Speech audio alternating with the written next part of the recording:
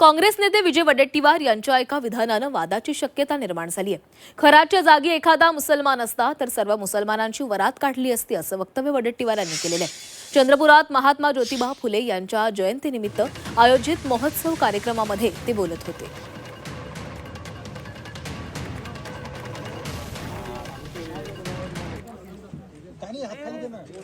खराच्या ठिकाणी एक जर मुस्लिम असता, त्याच ठिकाणी जर मुस्लिम असता किशोर भाऊ, तर अख्ख्या मुसलमानाची वरात काढली आहे। पण त्यावर कोण बोलतोय?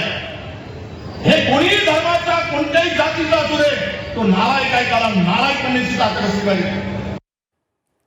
यावर सुप्रिया सुळे यांनी प्रतिक्रिया दिलेली आहे। पाहूयात काय म्हणाल्यात त्या। मुसलमान राहिला असता तर त्याची वरात काढली असती। कशाची? अशोक खराच्या जागी जर एखादा मुसलमान राहिला असता तर त्याची यांनी वरात काढली असती असं विजय वडेट्टीवारांचं म्हणणं। मला असं वाटतं हे सगळे विषय फार गांभीर्याने आपण घेतले पाहिजेत।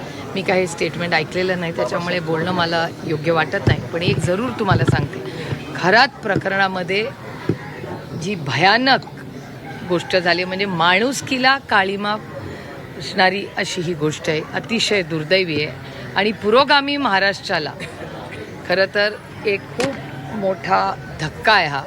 आणि महाराष्ट्रात नाही देशात, म्हणजे मी माझा पार्लमेंटमधला अनुभव सांगते, आपली चेष्टा करून ठेवली आहे या खरातांनी।